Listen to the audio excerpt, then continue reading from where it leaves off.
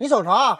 抽你了，怎么的？不想活了是不是？日本铁头王不讲武德，对准中国小伙的脑袋就是连撞3次，吓得工作人员急忙上前制止。中国小伙发怒，谁也拦不住。3名有经验有实力的安保人员也不行。这次冲突由日本人发起，由中国人获胜收尾。平息闹剧之后，中国小伙开始发起反击，以一招以牙还牙的方式对日本选手发起了挑衅。恼羞成怒，狗急跳墙的日本铁头王忍不了，当即踹了中国小伙一脚，吓得现场日本观众胡乱窜。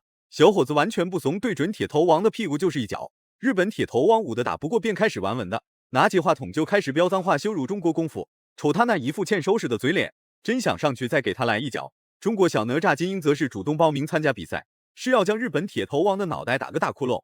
简单介绍一下，来自浙江温州的金鹰，他原名叫金棉托，10岁开始进行武术搏击训练，12岁打比赛，15岁亮相武林风擂台，也算是出道即巅峰的一位搏击天才。不管对手是日本顶尖高手还是日本空手道冠军，在金鹰面前通通不值一提，被打得狼狈不堪。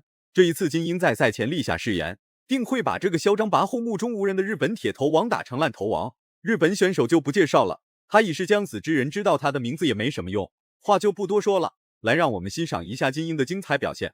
日本选手的毛发是紫色的，那就叫他小紫人。金鹰一开始就给小紫人的脑袋上来了2脚，试图让他认清这是中国的擂台，最好低调一些，不然有小紫人好看。金鹰没有任何废话，拿着拳脚进攻就开始猛压小紫人内围。反应过来的小紫人并没有在第一时间防守住进攻，而是挨到了多次重击。奈何日本人天生就比较抗揍耐打，这些重击还不足以威胁到小紫人的生命安全。很明显，小紫人并没有服用特殊药物，不然小紫人就会在擂台上变成小红人。韩岩老师和这个雨辰老师说完之后，这个比赛还没结束，因为我始终担心你们说完之后这个比赛结束了。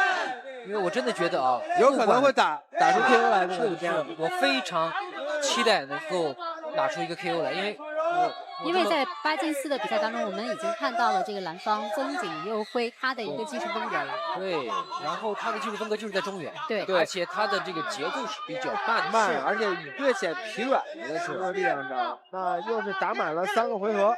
那我们说金鹰这边呢，其实是在第1回合就 TKO 掉了对手。小哪吒金鹰打日本人确实很猛，完全没有任何废话，拿着拳头就开始和小紫人展开生死对拼。奈何小紫人的来头也不简单，日本小岛总共有10个踢拳组织和8个搏击组织，其中小紫人占据13个组织冠军，拳脚进攻的融洽程度不言而喻，非常的高。金鹰自从出道以来打的就是日本人，不是日本人他还下不了死手。无论是拳法对拼还是腿法对拼，金鹰完全不怂，直接就是硬碰硬往死里打。基本上要么就不动，动的话就一定是要这个静如处子，动如脱兔啊，是非常精准的形容。看一看这个曾景佑会怎么调整吧。是的，金鹰也要小心对方的高扫，对方目前还是有高扫，对，扫地还是能扫。对，我们现场观众朋友们给金鹰的加油声也是此起彼伏，不绝于耳啊！是，你看，经过金鹰的这几次突袭啊，这个曾景佑辉是有所忌惮，对，出现了前几回合从来没有出现的这个战价就低了。对，小紫人在金鹰面前就像是一个移动的沙袋，面对金鹰所打出的任何进攻，他都能做到用身体硬扛且不倒下。短短3分钟，金鹰就在擂台上诠释了什么是中国力量。在日本的地盘，日本选手嚣张跋扈，金鹰管不着。来到中国的擂台之后，胆敢对中国选手和中国功夫大不敬，拳脚侧后是最轻的惩罚。金鹰看可能有点多了，对，越等对手是。因为这场比赛，就我个人认为啊，打曾景佑辉的时候就没有必要再去想什么防守反击的事儿，是没有必要想迎击的事儿，就是拿自己密集的进攻速度去压他。但是我们也不要太担心，事实上金鹰的这个状态。好，第2回合的比赛，金鹰第2回合开始了，小紫人直接被打急眼了，不顾裁判劝阻和比赛规则的限制，毫无任何后顾之忧，直接将金鹰掀翻。裁判的警告貌似对他一点用都没有，从比赛一开始到现在，一次有效进攻都没打出来过。就算顶着巨大风险实施了一系列主动进攻，那也会被金鹰在第一时间进行破解。这招这个魏睿也用的一绝呀。刚才实际上是给曾景佑辉全场这是曾景佑辉，我第一次看到进攻，是，感觉这个劲儿也上来了，对，金鹰压对手了，对。他发现始终这么等着金英打，他是跟不上金英的这种突袭的。没错，是就这个节奏跟不上。对，他先主动发起进攻了。曾锦又会把重心放得很低，也没有办法接住金英的这种突袭。是，所以他想着还不如索性我进攻几次。刚才那几次进攻啊，非常危险，打完拳之后接飞膝。就是他的组合还是有这样的实力和能力在的。不管怎么说，金英的老师也是杨卓和魏睿。虽说杨卓不是打日本人最恐怖的人，但魏睿可谓是日本人的克星。金英能将比赛拖到第2回合，也算是小紫人的脑瓜子硬。就算小紫人是从石头缝里蹦出来的，脑袋也是大铁块做的。挨到了这么多次重击，也应该有点反应了吧？金英都快打累了，这家伙依然还能继续抗压挺立在擂台之上。出来，要出来，要出来，要出来，要出来！对，曾锦佑辉的这体能已经出现问题了。是的，对，漂亮，对，哎，高扫了。我们看到，你看，虽然说曾锦佑辉每一次都很劣势，对，但是曾锦佑辉从来没有乱了阵脚。对，就是自己的心理节奏保持得很好。对，曾锦佑辉，我觉得目前能够一直表现到这么好的原因，是因为他的经验非常非常丰富，而且从来不乱。即便是自己处于劣势的时候，从未见过如此抗揍之人，都被打成了这个熊样，依然能与金英展开对抗。看来还是金英打得不够狠。与其说小紫人是踢拳组织打拳最猛的人，不如说他是日本小岛抗揍能力最强的人。金英的重击在小紫人眼中就是软弱无力的小拳拳，虽说是小拳拳没有太大的伤害，但也顶不住金英的重击数量多。多次的重击已经彻底摧毁了小紫人的防御。照这样打下去，小紫人多半是会被拉走抢救。哎，还是要提醒他，你这个小身要小心。金英又是刚才那个后手，像是打之前的那个马奇力一样，是那个俄罗斯的选手马利克。对，对，既然有这个拳，我们要对的。对。3回合的比赛了。一上来曾锦佑辉先提速了。对，我们都在提速。第3回合开始了，金英的重击依然在持续进行，频繁的重击加上各种各样的进攻招式。然而小紫人依旧是跟个没事人一样，越是这样，裁判越是要谨慎判定。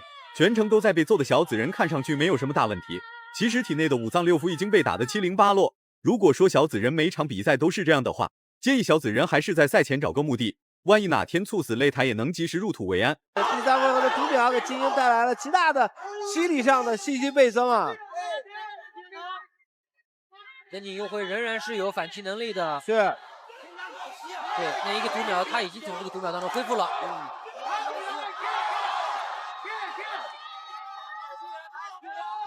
可以做一做飞膝了，因为我看到这个曾锦佑辉每一次防守都重心比较低，完全是爆头式的防守，那重心就毋庸置疑肯定会低一些。是，这个可以做一做飞膝，因为他自己心理上也应该有一丝的忌惮，就因为金英一旦进入到内围之后啊，这个拳速的的确是快。对，而且金英的落地基本是在脸上。对，小紫毛都快被打死了，才想起来发起反击。不过此时距离比赛结束还有1分40秒。应该有足够的时间留给小紫毛反抗，然而金英岂会轻易给他反击的机会？赛前嚣张跋扈、目中无人的小紫毛确实拥有铁头功，不愧是被誉为铁头王的日本男人，无论是在何时何地都能硬抗对手重击且不倒下。金英虽然是小级别，但打出的重击依然极具有威慑力。金英带来了一个不小的压力，就是这空当你一旦给他，然后他的进攻输出马上就跟上来了。